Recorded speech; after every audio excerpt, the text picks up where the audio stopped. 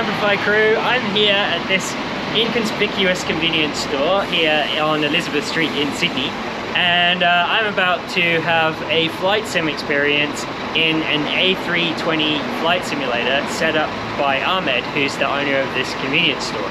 A few months ago he decided he would fulfill his lifelong dream and build his own full-scale A320 cockpit simulator here in his convenience store, and we're going to have a go flying from Sydney to Canberra in that simulator right now.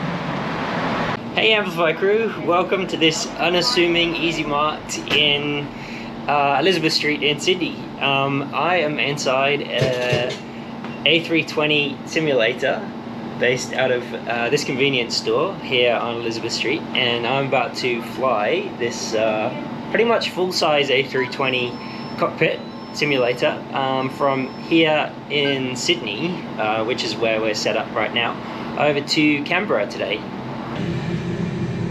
Alright, here's the moment of truth. We're going to start moving. My feet are very high here actually, way higher than I thought they'd be up on the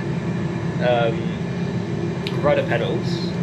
Release the brake a little bit and we're gonna let those engines spool up. Not sure how this... oh yeah, the tiller is working, so we're gonna make a right turn here and then another right turn.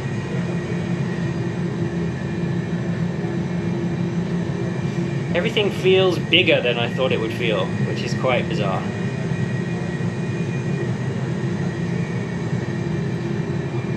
But it's good. It feels very realistic to, you know, the clickiness of all the switches and the responsiveness of the MCDU, etc. is like really quite good. Ooh, try to stay straight. Taxiing's never been my strong point, you guys know that. But we're doing okay here. We are taxiing now on Charlie. When we get to the end of Charlie, we'll take a left. That's the runway on the left that we're going to depart from today.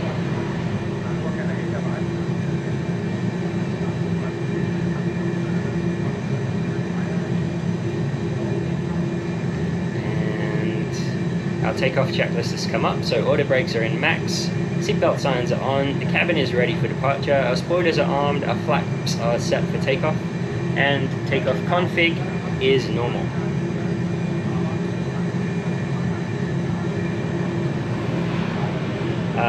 Just like the Airbus in Microsoft Flight Sim and in X-Plane, this Airbus pretty much taxis at idle throttle. Don't really need to put any thrust in at all to make this thing roll. First time using the brakes, hopefully they work. Oh, they're very effective actually. Very good. Okay.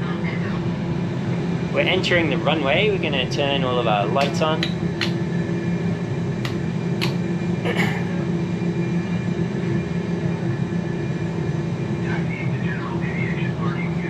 Okay.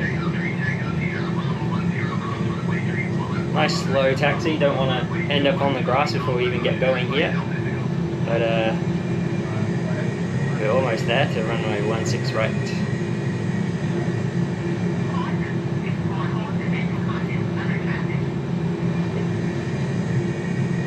Here is Sydney's runway 16 right. Longest commercial runway in Australia.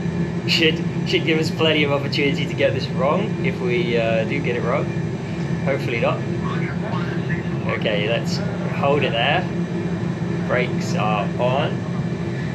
Final checks before takeoff. Spoilers are armed, flaps are set. I think we're ready to go, everyone. Are you ready? Let's go! Okay. Thrust to flex. Release the brakes. Man flex MTT plus 42 SRS runway. Hands are staying on the throttle, they should be anyway.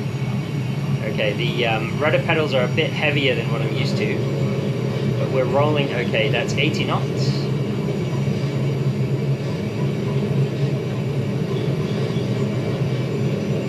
120 knots.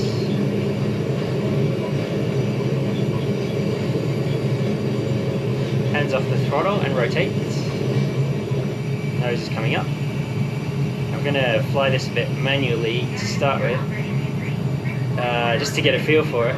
Nose needs to come up a bit further. Okay, positive rate. Landing gear can come up. Okay. It does have quite a different feel on the side stick than what we're used to. It's pretty sensitive actually. Okay, 1500 feet levers to climb, and nose down a bit.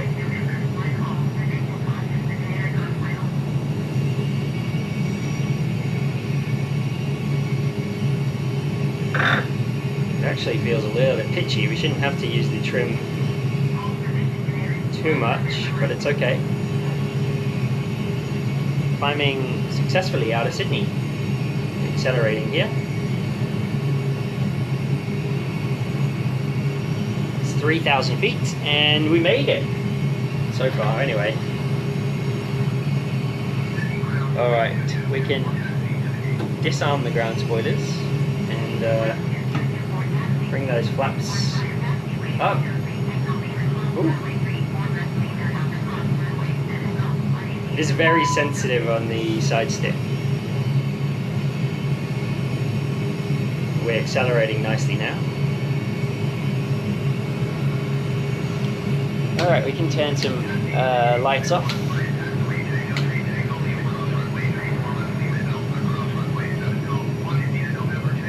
And around about now, turn autopilot 1 on.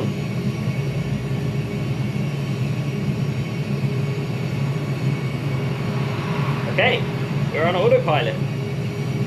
Amazing. Yay! So let's just check. We're climbing up to 20,000 feet, 2,700 feet per minute. We're on the Dina 7 departure. We're heading Dina, Campi, Wollongong. Once we hit 10,000 feet, we will go to standard pressure and turn our seatbelt signs off. And gonna detune that. I believe we've done everything.